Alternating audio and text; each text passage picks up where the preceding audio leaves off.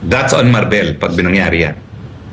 Ang iisipin ng tao, kaya pala tinanggalan ng pulis para magkaroon ng pagkakataon na mapatay si VP Sara. Kabalbalan talaga.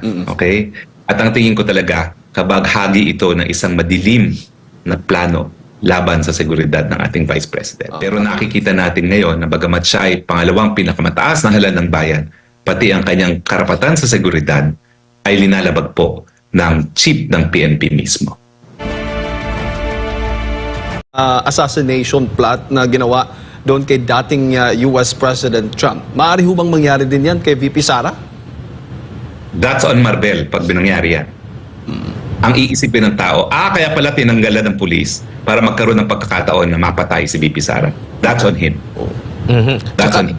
I am on the record as saying, pag minangyari kay VP Sara, suspect si Marbel.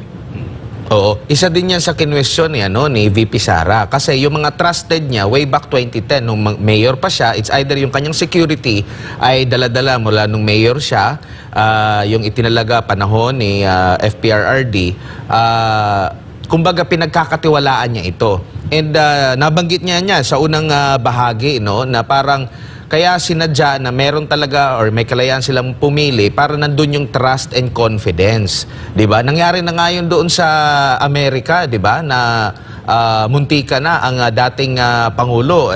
Nasa ano pa siya ng Secret Service. No? So hindi malayo dito. Tapos tinanggalan siya.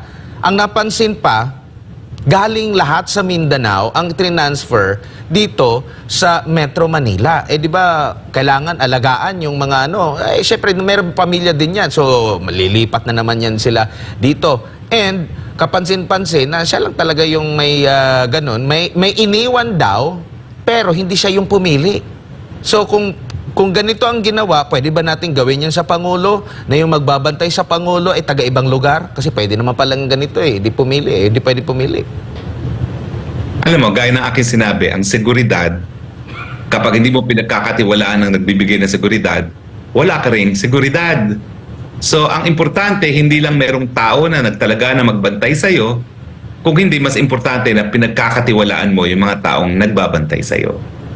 Ako malinaw. Baka may plano sila laban kay VP Sara at laban sa lahat sa amin na tinanggalan ng security.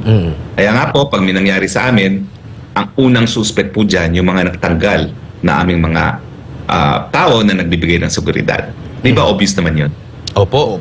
Ano pong masasabi naman ninyo sa pagtanggap ng taong bayan, lalo na nung nag-post itong si Senador Ronald Bato de la Rosa, nag-post din itong si Senador Robin Padilla na bayanihan, walang sahod, basta lang makapagbigay. Ang dami pong mga talagang nakiisa, nabanggit nga kagabi ni Senador Ronald Bato de la Rosa yung lahat ng mga retired, pati yung sabi pa, security guard na willing sila kasi naniniwala sila kay VP Sara. Doon naman sa isang vlogger na si Crisette, nabanggit din niya yung mismong mga mga pulis din na active, ayaw lang nilang magpakilala. Pero marami din yung mga nagpapahayag. Sabi pa nga doon, mga sarhento sila pero buo ang aming suporta kay VP Sara. Ano yung dating nito, attorney po sa inyo?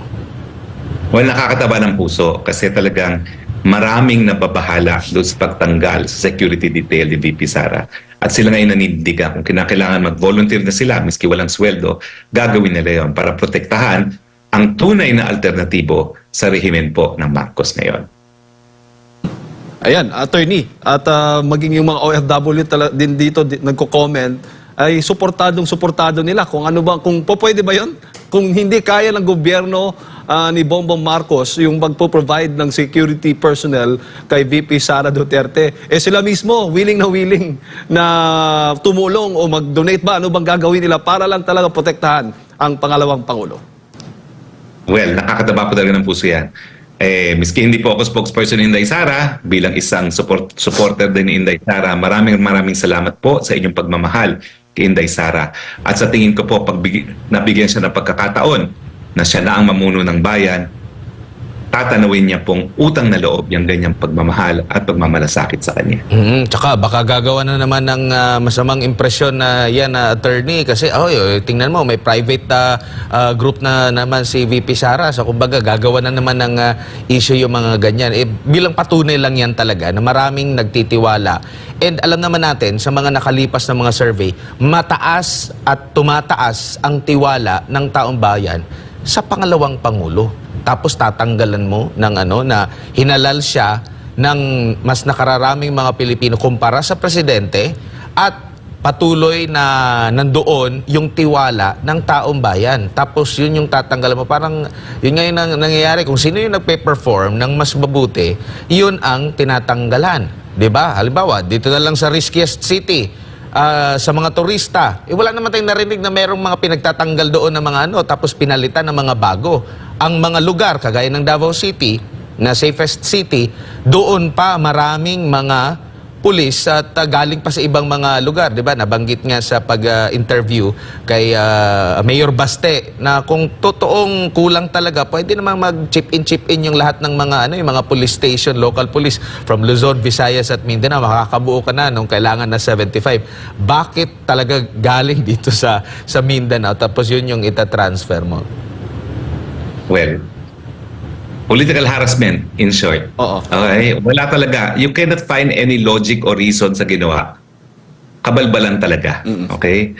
At ang tingin ko talaga, kabaghagi ito ng isang madilim na plano laban sa seguridad ng ating Vice President. Attorney, bago lang sa iyong huling mensahe, itong bibigyan din lang natin itong naging pahayag ni VP Sara, and I quote, "Ano ba ang ibig sabihin ng threat sa iyo? Ang banta ba ay maaari lamang magmula sa mga external elements? Hindi na ba threat ang mga harassment ay nanggagaling mismo sa mga tauhan ng gobyerno?" Tama po yan. In fact, sa batas ng karapatang pantao, yung ating tinatawag ng Bill of Rights, yung ating tinatawag ng Covenant on Civil and Political Rights, yan ay garantiya na ang gobyerno mismo ay hindi lalabag sa karapatan ng mga mamamayan. Pero nakikita natin ngayon na bagamat siya ay pangalawang pinakamataas na halal ng bayan, pati ang kanyang karapatan sa seguridad ay linalabag po ng chief ng PNP mismo. Nakakatakot at nakakalungkot, attorney, na yung mga opisyal ng gobyerno na ngayon ang banta sa ating seguridad. Huling mensahe po ninyo sa ating mga kababayan, attorney. Well, alam na naman po natin na talagang panahon ngayon para iharas ang mga kalaban ng gobyerno. Pero gaya po ni BP Sara, gaya po ni Pastor Apollo Kibuloy, gaya po ni Glenn Chong, Vic Rodriguez, Trixie Angeles, yung abang lingkod Harry Roque, ang lahat ng anchors ng SMNI. Patuloy po kami maninindigan. Unang-una, obligasyon po ito ng bawat Pilipino na nagmamahal sa isang inang bayan. At pangalawa, ito po ay para din sa aming mga pamilya, lalo na sa aming mga anak, dahil ang gusto namin, magkaroon sila ng lipunan, ng makatarungan, at nagsisilbi ng tunay sa sambayan ng Pilipino. Mabuhay po kayo, attorney. Ingat po and God bless. See you tomorrow. See you tomorrow po. Gandang araw po. Si Attorney Harry Roque, mga kababayan ng ating nakasama, may mga mahalagang lakad lang si Attorney. At bukas po, abangan po ninyo. Muli, makakasama natin dito sa ating programa. Kung ano po yung komento, pulso po ninyo ngayong umaga, ay malaya lang po kayong mag-post dito sa ating comment section sa ating mga YouTube channels, dito sa kapartner mo sa Balita at Serbisyo, at maging sa Pulso ng Bayan, at sa iba pa mga Facebook pages, at sisikapin natin mabasa lahat po ng inyong mga komento. Oras sa buong Pilipinas, 7:55 na po ng umaga. Break lang tayo, magbabalik po ang Pulso ng Bayan.